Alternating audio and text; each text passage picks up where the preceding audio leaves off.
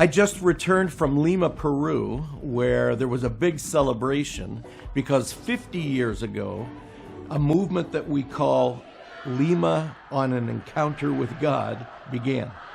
This was really what's become the most significant church planting movement in the history of Alliance Missions. From those days, 50 years ago, dozens and dozens of churches have been planted, and large churches. In Lima alone, there are 90 churches as a result of this movement, with over 50,000 people attending.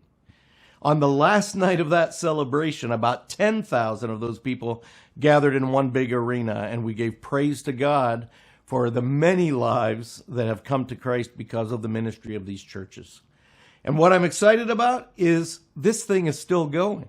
The next 50 years could be bigger than the last 50 years, as encounter churches are started in now 4 countries of Latin America. Meanwhile, we're all aware of what's happening in the Middle East, specifically in Israel and Palestine.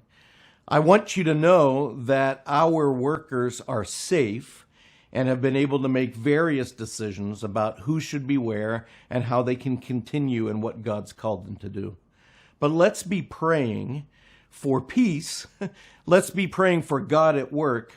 And you can continue to follow worker updates on our website as they become available. We want to thank you for your generosity over this past year in supporting Kama in the work in Ukraine. The church in Ukraine has adopted a group of local men and women in the conflict. These people have been caught in the conflict for a long time.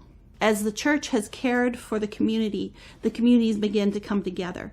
And we see that the relationships have been built with the sharing of socks and food and blankets. People that didn't know the church before are now coming for prayer. As you know, Kama integrates word and deed as we serve around the world. And I want to share with you a real-life representation of that. This Bible was just translated for the people in Papua, Indonesia. This is a long project. It started 30 years ago and has had many, many people in the making. We were able to see them open up the package for the first time and present it to the elders of the district there as they were able to read both the Old and the New Testament in their own tongue. This is a holy moment for me, to hold in my hands one more scripture and one more language for one more people group as one more expression of the Christian Missionary Alliance privilege of being involved in what the scripture itself prophesies, that there will be representatives in heaven from every tribe and people and language and nation. And once again, we get to be part of this.